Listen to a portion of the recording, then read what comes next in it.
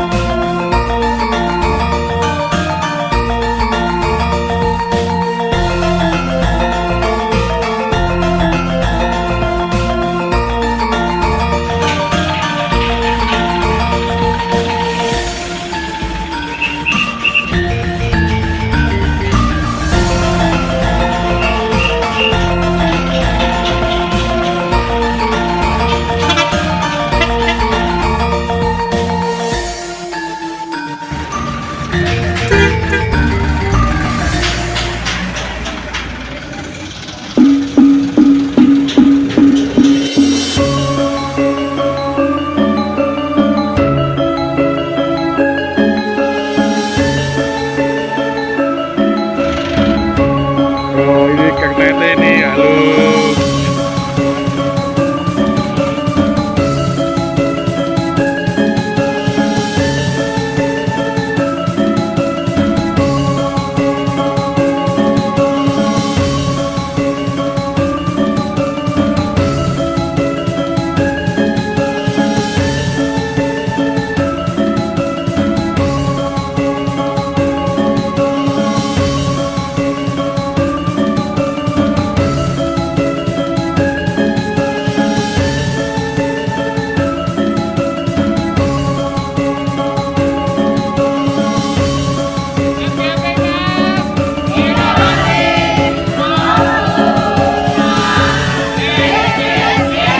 Di WCP Kabupaten Semarang juga ada yang tahu HPI?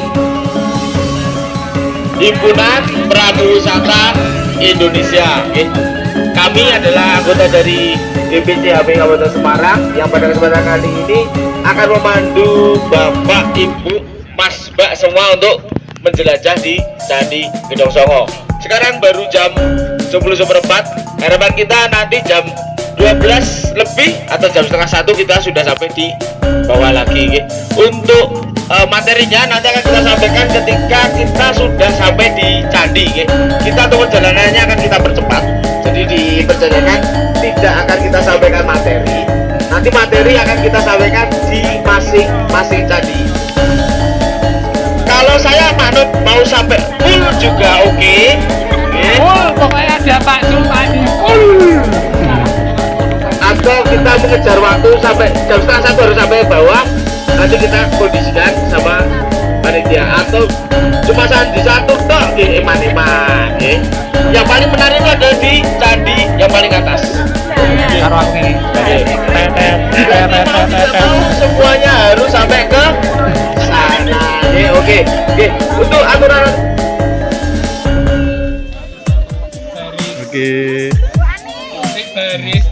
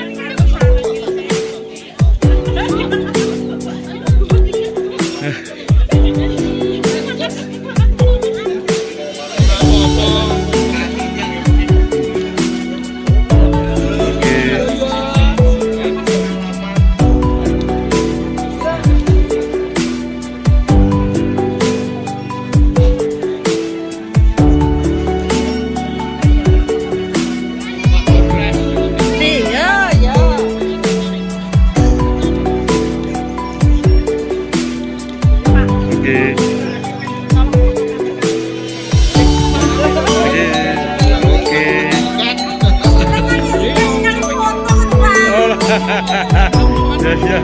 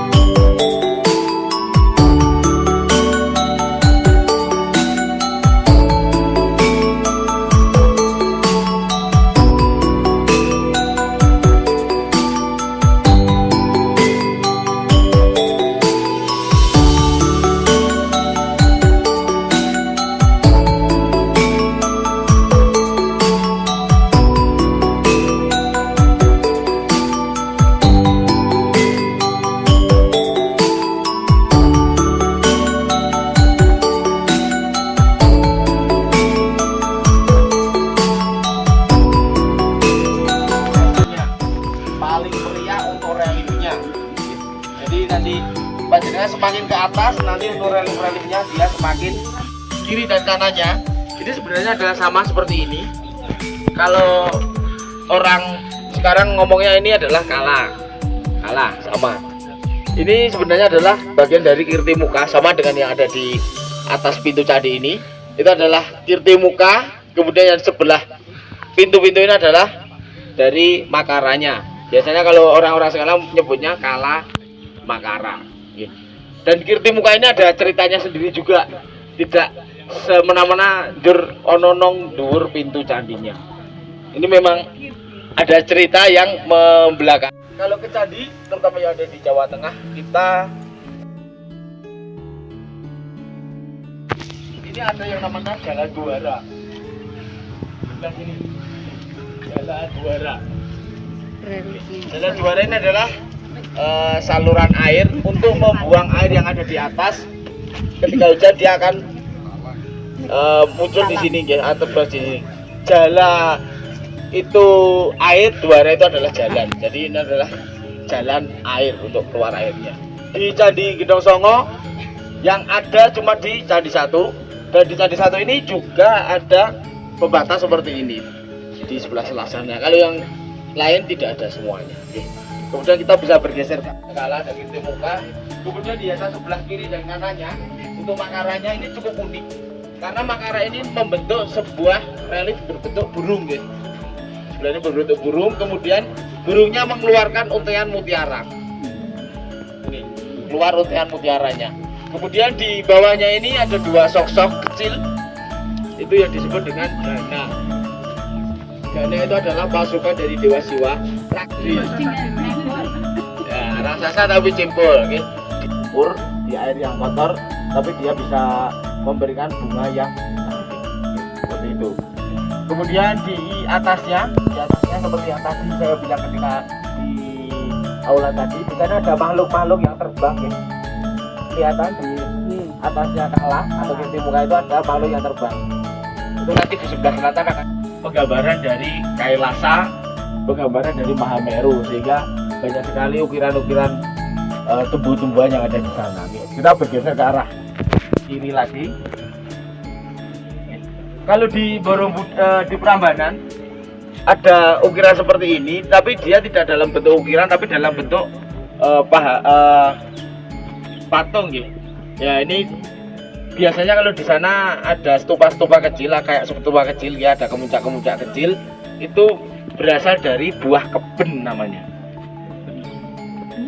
Buah keben. Keben itu apa?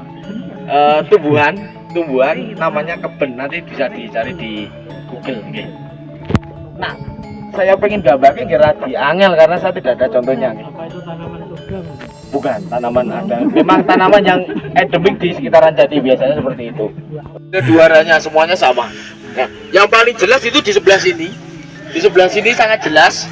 Untuk relief-reliefnya sangat jelas sekali. Nah, itu di sebelah atas kelihatan untuk itu ya sebelah atas kelihatan di bawah saling berhadapan. Di Candi Satu ini memang ada beberapa batuan yang menjadi batu pengganti karena memang ketika dibuka pertama kali sudah mulai rusak terus disamangin. Ini lebih polos ya. Ini ya. Ya, kalau sekarang ini malah dia tidak boleh dibentuk sama sekali, dia hanya lurus saja. Karena ini untuk pembukaan pertama di tahun 1928. Yang sebelah sana. Ya itu tadi Nah, di bawah ya. itu jalan yang sebelah sini yang sana. itu Bu.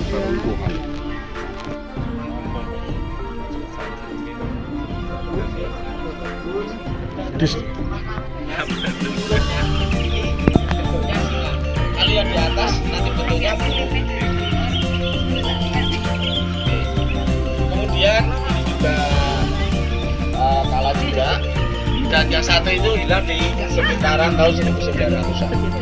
Dulu ada dua.